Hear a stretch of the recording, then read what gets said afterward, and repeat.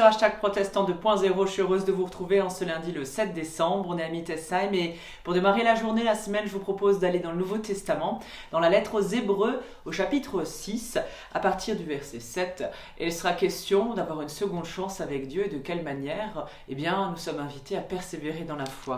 Il nous est dit, lorsqu'une terre absorbe la pluie qui tombe fréquemment sur elle et produit des plantes utiles à ceux pour qui elle est cultivée, Dieu la bénit. Mais si elle produit des buissons d'épines et des chardons, elle ne vaut rien. Elle sera bientôt maudite par Dieu et finira par être brûlée.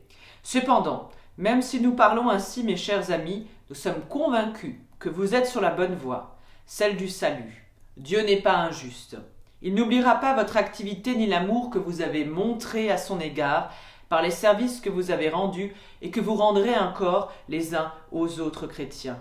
Mais nous désirons que chacun de vous fasse preuve du même zèle jusqu'à la fin, afin que votre espérance se réalise pleinement. Ne devenez donc pas paresseux, mais suivez l'exemple de ceux qui croient avec persévérance et qui reçoivent ainsi ce que Dieu a promis.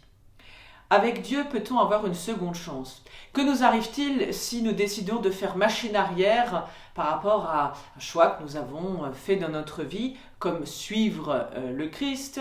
Par exemple, faut-il être indulgent? Faut-il être sévère envers cette personne qui reviendrait sur ses pas?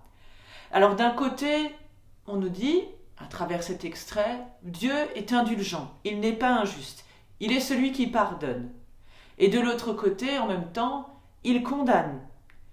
Ici, l'auteur de la lettre aux Hébreux, alors c'est probablement un compagnon de l'apôtre Paul qui aurait écrit cela, il va mettre l'accent sur la gravité de la faute pour que nous comprenions l'importance de tenir bon, d'être persévérant. Quand on a choisi l'obéissance à Dieu, quand on a choisi de suivre cette voie, de faire ce choix, ça n'est pas tous les jours évident. Mais la persévérance, qui est un travail de longue haleine, tous les jours dans la vie chrétienne, nous rappelle que même s'il y a des embûches et des épreuves, même si la situation paraît difficile, voire impossible autour de nous, Dieu n'abandonne pas, alors aucune raison que nous ne l'abandonnions. Et je vous propose la prière du jour, qui se trouve dans le livre de la Société luthérienne, avec cette prière de Michel Hubeau. « Seigneur, réconcilie-moi avec moi-même.